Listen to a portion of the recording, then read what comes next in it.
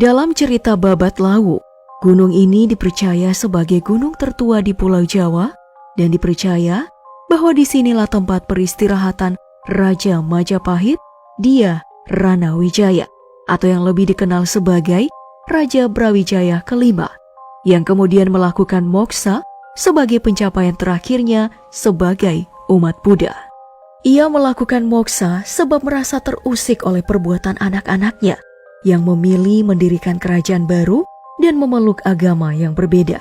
Karena itu, ia melihat tanda-tanda kejayaan Majapahit telah memudar.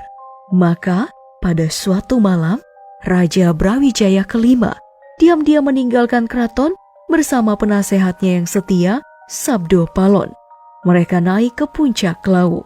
Sebelum sampai di puncak, dia bertemu dengan dua orang abdi dalam atau kepala dusun, yakni Dipa Menggala dan Wangsa Menggala. Keduanya ikut hingga tiba saatnya sang raja melakukan moksa di Hargo Dalem dan Sabdo Palon moksa di Hargo Dumiling. Sebelumnya raja bertitah, "Wahai para abdiku yang setia, sudah saatnya aku harus mundur. Aku harus moksa dan meninggalkan dunia ramai ini.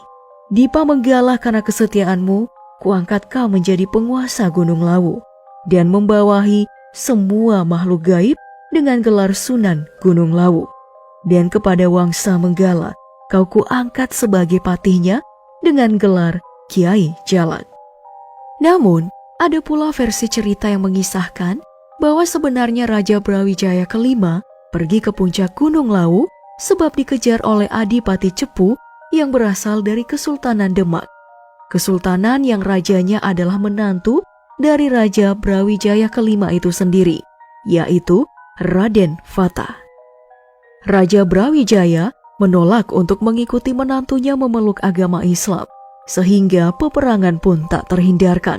Sang raja memilih bersembunyi di gunung ini bersama dua pengabdi setianya, yaitu Dipa Menggala dan Wangsa Menggala. Sumpah terakhir sang raja mengatakan, jika ada orang-orang dari Cepu atau keturunan langsung Adipati Cepu naik ke Gunung Lawu, maka nasibnya akan celaka dan mati di Gunung Lawu. Gunung Lawu kemudian menjadi saksi runtuhnya kerajaan Majapahit. Namun, apakah sumpah itu masih berlaku hingga saat ini? Tidak ada yang tahu pasti.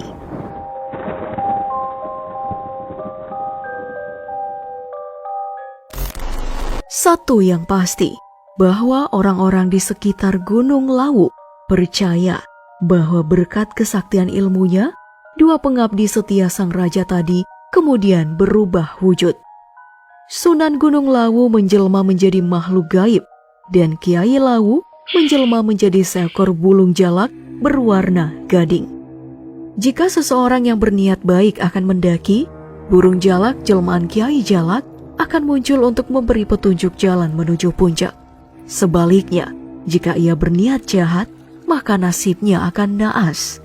Tak hanya burung jalak, jika kamu mendaki dan bertemu seekor kupu-kupu hitam yang mengeluarkan cahaya kebiruan, maka itu penanda bahwa kehadiranmu diterima di gunung ini.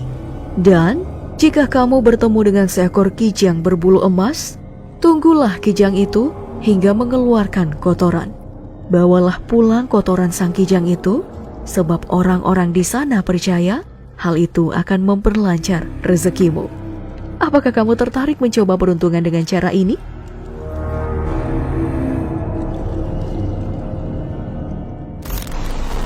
Tapi berhati-hatilah jika benar kamu ingin mendaki gunung ini dengan niat mencari kekayaan. Sebab tidak seperti gunung-gunung lainnya, Gunung Lawu dipercaya memiliki nyawa. Gunung ini memiliki 3 puncak, yakni Hargo Dalem, Hargo Dumiling, dan puncak tertinggi bernama Hargo Dumilah. Gunung ini terletak di antara 3 kabupaten, yaitu Kabupaten Karanganyar Jawa Tengah, Kabupaten Ngawi, dan Kabupaten Magetan Jawa Timur. Semua orang percaya bahwa siapapun yang datang ke gunung ini dianggap tamu oleh sang gunung. Karena itu, kamu harus menjaga tata bahasa dengan baik dan benar. Sang gunung mampu mendengar setiap perkataan kasar atau tindakan tidak sopan. dan akan memberikan ganjaran di akhir perjalananmu. Tentu kamu tidak ingin hal itu terjadi, bukan?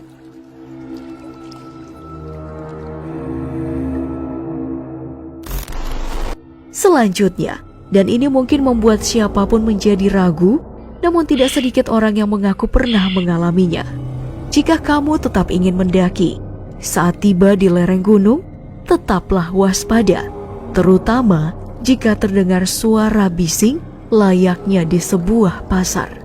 Jika ada seseorang mendekatimu dan menawarkan buah untuk dijual, kemungkinan itu bukanlah manusia, melainkan penghuni pasar setan. Kamu harus segera menolak tawarannya, namun tetap melemparkan uang koin atau salah satu barang yang kamu miliki, lalu mengambil batu. Ritual ini sebagai penanda bahwa kamu telah membeli sesuatu hingga tidak ada lagi sosok gaib yang datang mengganggumu. Cukup menyeramkan, bukan?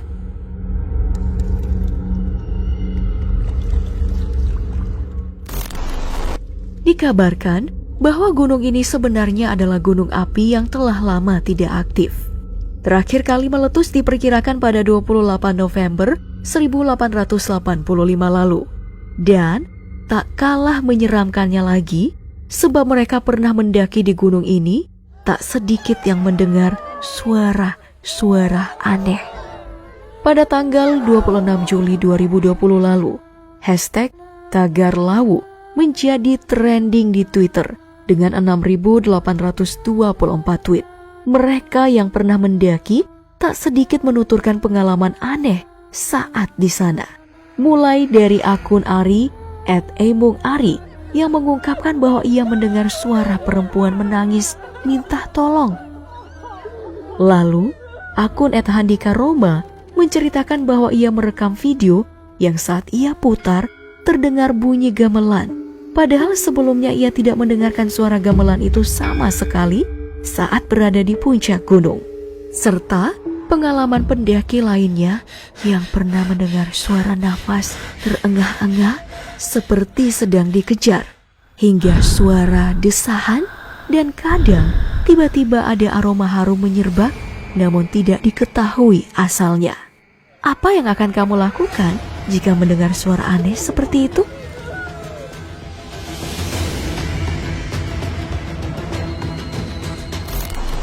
Nah, konon Gunung Lawu merupakan pusat kegiatan spiritual di tanah Jawa dan berhubungan erat dengan tradisi dan budaya Praja Mangkunegaran. Di sini juga dipercaya dulunya menjadi tempat hijrah para dewa dari pegunungan Himalaya nan jauh di daratan Asia. Semoga semua misteri yang kusebutkan tadi tidak menghambat niatmu untuk mendaki Gunung Lawu ya. Namun, ada beberapa larangan dari sang guru kunci yang terdengar tidak masuk akal, tapi sebaiknya tetap kamu perhatikan. Pertama, kamu harus tetap meluruskan niatmu saat mendaki gunung ini. Lalu, kurangi bercanda saat di perjalanan. Ketiga, mendaki gunung tentu akan memakan energi dan kamu harus siap menjalaninya. Sebab mengeluh karena kelelahan atau dingin selama perjalanan menjadi pantangan. Dan jangan sekali-kali menggunakan pakaian berwarna hijau. Jika mampu menghindari semua larangan ini, niscaya kamu akan menikmati keindahan Gunung Lawu mulai dari telaga, kompleks candi, istana, hingga air terjun di balik segala misteri mistisnya. Percaya atau tidak, aku kembalikan lagi pada keyakinanmu.